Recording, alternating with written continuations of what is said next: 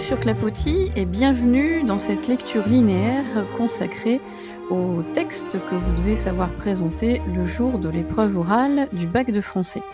Aujourd'hui, nous allons nous intéresser à une lecture centrée sur le livre 8 des caractères de La Bruyère, pour lequel il y a un parcours associé qui s'intitule « La comédie sociale ».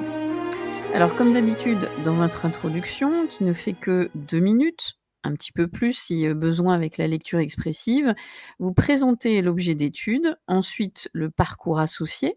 En l'occurrence, vous explicitez très rapidement ce qu'il faut comprendre par comédie sociale. Vous faites une biographie concise de Jean de La Bruyère en présentant bien sûr son œuvre majeure qu'a été l'ouvrage Les Caractères ou Mœurs de ce siècle.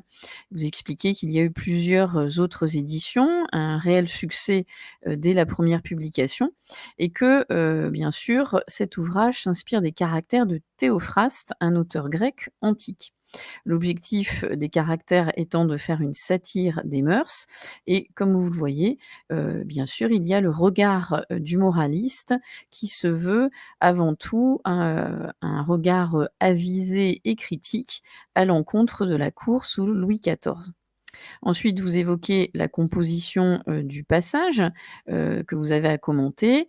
Ici, dans l'extrait que nous avons, il y a 3 parties significatives pour lesquelles la problématique pourrait être celle que vous voyez apparaître à l'écran. En l'occurrence, comment par le regard d'un étranger, La Bruyère va-t-il oser faire un portrait décadent d'une cour où ne règnent que les apparences? Voici le plan que vous pourriez soumettre par rapport à ces 3 parties et vous balisez bien les passages à l'examinateur. Ensuite, comme il se doit, vous effectuez une lecture expressive. N'oubliez pas que bien sûr, vous ne lirez pas la totalité du texte que vous commentez, pour autant, celle-ci est notée.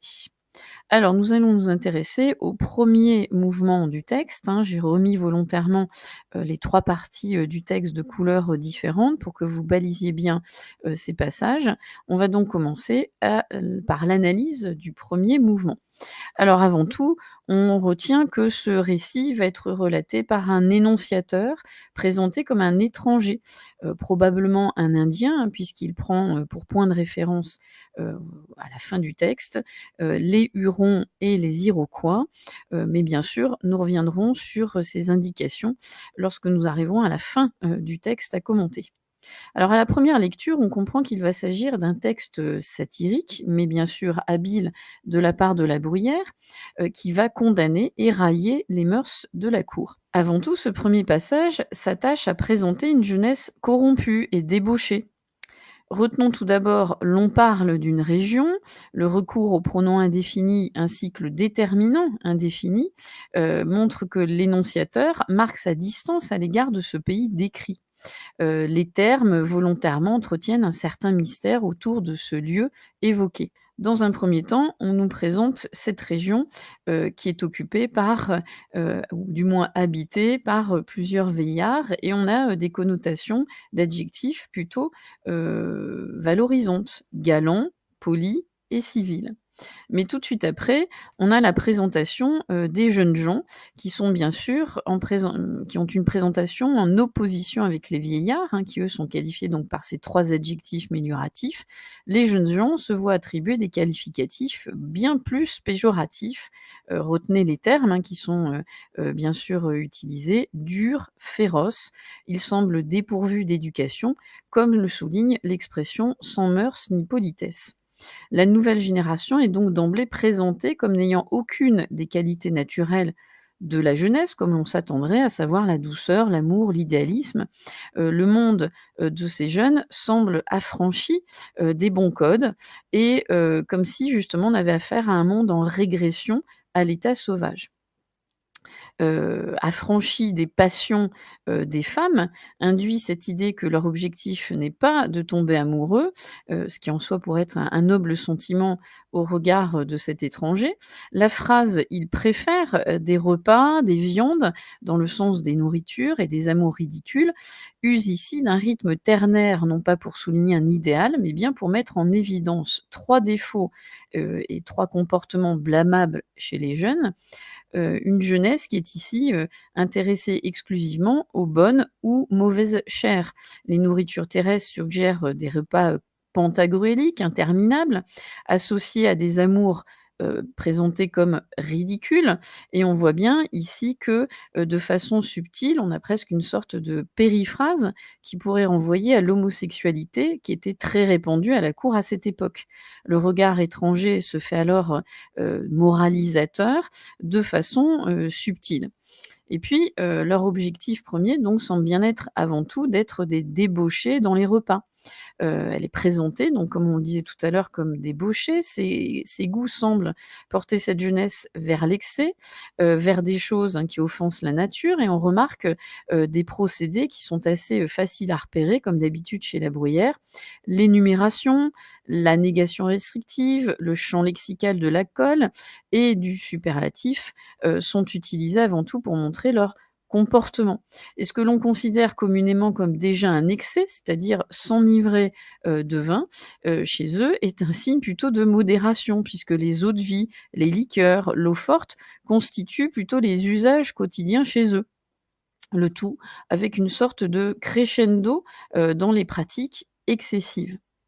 Alors, après cette, présentation, hein, qui, est, une présentation relativement brève, bien sûr, on a l'impression déjà d'emblée d'une société décadente, blasée, immorale, par le portrait de ces jeunes, juste intéressés à festoyer et loin de, leur idée de vouloir un tant soit peu cogiter sur quoi que ce soit. Et dans le second mouvement, bien sûr, cette présentation, se poursuit et la Bruyère va cette fois-ci se moquer des conventions vestimentaires et cosmétiques trompeuses et contre nature de cette cour. Et là, il va s'attacher, bien sûr, à un autre portrait qui est celui, justement des femmes qui, occupent, cette cour. Donc, on voit bien ici, qu'on a l'utilisation périphrastique «les femmes du pays» pour désigner les Françaises, mais plus précisément les courtisanes françaises et ce procédé insiste de nouveau et rappelle au lecteur le point de vue de l'étranger.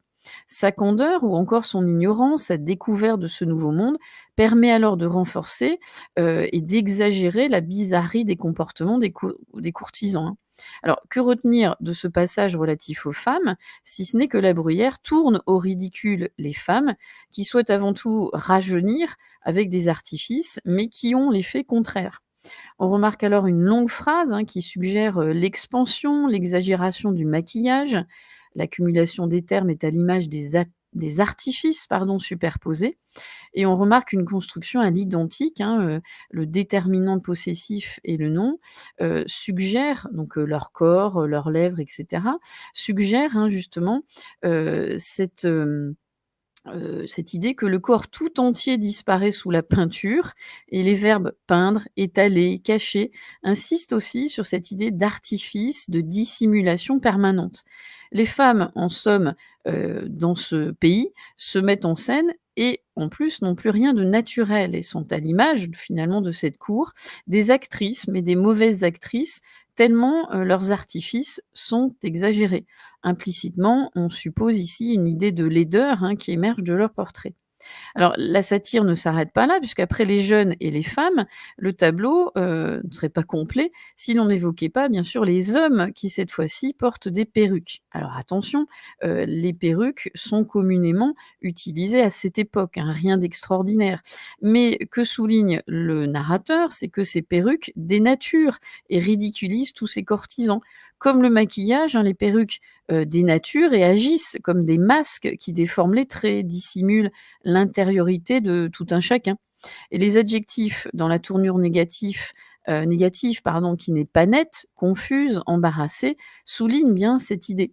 Et le passage, se termine, hein, par justement ce tissu qui couvre leur tête, qui descend à la moitié du corps. On se demande presque, comment est-il posé, sur leur corps. C'est plutôt curieux, hein, justement, et donc on a l'impression, que le visage, qui n'est pas, naturel du tout, ici renforce, hein, cette idée des apparences trompeuses de la cour. Tout n'est que fausseté et apparence, semble-t-il émerger des impressions, et des descriptions de ce narrateur. Et puis dans le troisième et dernier mouvement, la Bruyère en vient à évoquer les pratiques religieuses qui vont, avant tout, souligner et renforcer la fausseté des courtisans. De nouveau, nous retrouvons, le procédé, que nous avons déjà évoqué, hein, le procédé qui consiste à utiliser la tournure périphrastique, ces peuples d'ailleurs. Le démonstratif de distance et le pronom indéfini rappellent ce point de vue de l'étranger qui s'autorise, à émettre quelques, doutes, vis-à-vis, de, ce peuple, hein, qu'il ne connaît pas. Et bien sûr, c'est un habile procédé pour, la Bruyère, puisque par le biais du regard de l'étranger, il s'autorise à dire ce que ne pourrait pas dire un Français, bien évidemment.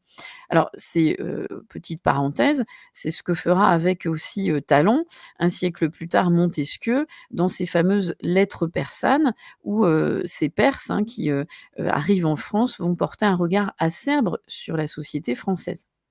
Alors, le procédé périphrastique ne s'arrête pas pour nommer les Français. On voit bien des utilisations comme les grandes nations pour désigner ceux qui possèdent en quelque sorte le pouvoir politique, hein, qui sont influents à la cour. Un temple, hein, pour désigner l'Église. Leur dieu, un autel, renforce aussi ce portrait ou du moins l'évocation des cérémonies relatives au catholicisme ici. On a bien, par toutes ces périphrases, hein, l'idée qu'on renforce encore une fois cette distance du narrateur, mais cela permet aussi de faire une description qui semble en apparence purement factuelle. La description s'attache à, décrire justement la cérémonie, une cérémonie catholique. Seuls les gestes et les positions sont rapportés. La succession des phrases souligne presque que la religion est perçue comme une pratique, mais qui, devient une sorte de rituel mécanique, hein, par l'expression: «Ils s'assemblent tous les jours à une certaine heure», comme si, c'est un mécanisme, hem et ce fameux rituel, hein, qui serait présenté par, justement ici et mis en évidence par le présent d'habitude. Un prêtre célèbre les mystères qu'ils appellent saints, sacrés, redoutables. Le dernier adjectif pose question, interpelle.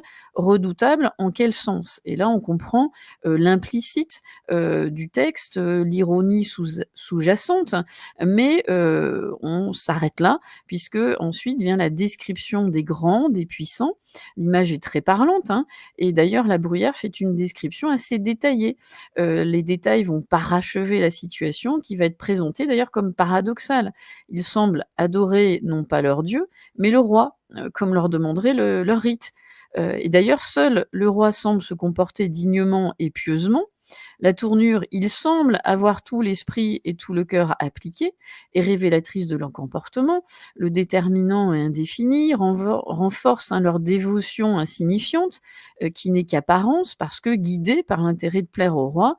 Comme, souligne le verbe de façon brutale, hein, il semble, puisqu'on n'a pas une certitude, hein, et ça met en doute les sentiments et une dévotion qui pourrait être peu sincère. L'impression est confortée par, la phrase suivante, comme vous voyez apparaître, hein: «On ne laisse pas de voir dans cet usage une espèce de subordination». On a une sorte de, ici, conclusion au passage, hein, avec, encore une fois, le style de la Bruyère qui s'avère être, concis et aussi implacable, hein. Ce peuple paraît adorer le prince et le prince adorer Dieu. Cette construction en parallélisme, voire même on pourrait parler d'un chiasme, montre bien, tout ce monde où on s'entrecroise, pardon, fausseté et apparence, et tout est guidé justement par le paraître. Et le terme adorer prend une signification, non pas, une vénération sincère, mais plutôt une, fausseté, extrême. Hein, ils adorent sans adorer véritablement. Le verbe paraître prend bien sûr ici tout son sens. Et la périphrase «Les gens du pays le nomment», et vous avez, l'emploi des astérisques, qui montrent, hein, comment la Bruyère, tait le nom de Versailles. Les petites étoiles rappellent le jeu des clés pour lequel, le nom de la personne réelle était dissimulé, et le lecteur, à cette époque, s'amusait d'ailleurs à l'identifier. Enfin, les termes géographiques insistent sur la distance éloignée de ce lieu. La Bruyère prend comme point de repère le pays des Hurons ou des Iroquois, c'est-à-dire l'Amérique, pour situer la France. Meilleur moyen pour lui de prendre des distances avec un pays aussi singulier que méprisable.